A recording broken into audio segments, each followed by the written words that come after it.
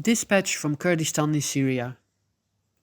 In Rojava, Kurds struggle to protect their achievements. By Fréderike Geerdink. In the city center of Kobani, Kurdish city in the north of Syria, a man in a wheelchair is sitting by a table where signatures are being collected. Many passers-by sign the petition, which calls on the self-administration to do everything in its power to protect the Alawite community in Syria against bloodthirsty gangs. In this violence, already hundreds of Alawites were killed. The self-administration, the signature collectors say, must keep pressuring the interim government in Damascus to safeguard all Syrian communities.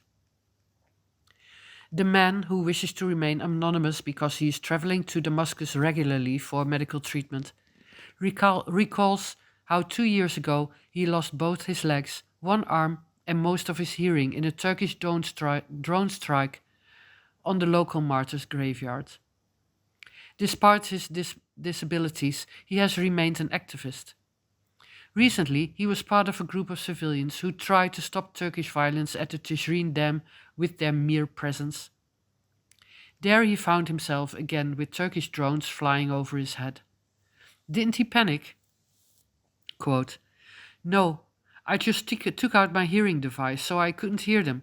Then the scene becomes kind of a movie." End of quote. The Tishrin Dam spanning the Euphrates River had been the scene of confrontations between the Kurdish-led SDF and the Turkey-backed SNA. With Turkish air support, the SNA tried to capture the dam.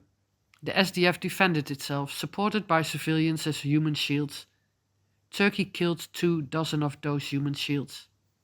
The Syrian interim president al-Shara, Turkish President Erdogan hoped, would surely support Turkey's goal to end the autonomy of the Kurds. And if Trump would then decide to withdraw US troops from the country, Turkey could advance to Kobani and further eastwards after taking the dam. Then the Kurdish experiment would be over. But al-Shara chooses his own path, balances his foreign policy, doesn't rely solely on Turkey. Domestic stability to get rid of the international sanctions. SDF commander Abdi smartly uses that. The two already secured deals to integrate the SDF into the Syrian army, which would be concluded by the end of the year, but there are many pitfalls before this can actually happen, and to jointly secure 2 Kurdish neighborhoods in Aleppo. A visit to one of those neighborhoods, Sheikh Maksud, and an interview with the local internal security forces clearly shows the importance of the accord. One of the residents said, while climbing up a rather steep street, quote, "Also here the mountains are the Kurds' friends," end of quote. What he meant was not only that in the ancient bustling city of Aleppo, the Kurds live in the hilly parts. At the end of the street, a wide view over the city unfolded, the mighty citadel visible in the distance. Sheikh Maksud and Ashrafiyeh, the other Kurdish neighborhoods, are very strategically placed. Whoever has control here has a seat at the table. The SDF left the neighborhoods as part of the deal, but the internal security forces, called Asayish, took over their task.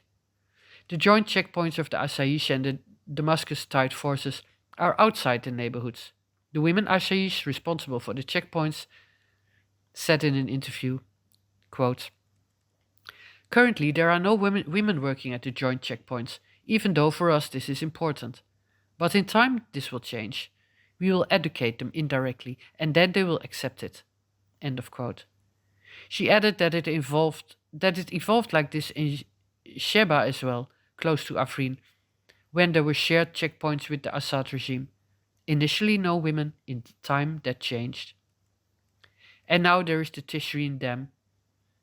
It will be placed under the joint control of the autonomous administration in Damascus. The Turkish violence stopped. On Friday, Maslum Abdi made a walk on the dam, with US protection. Without it, he may have been hit by a Turkish drone.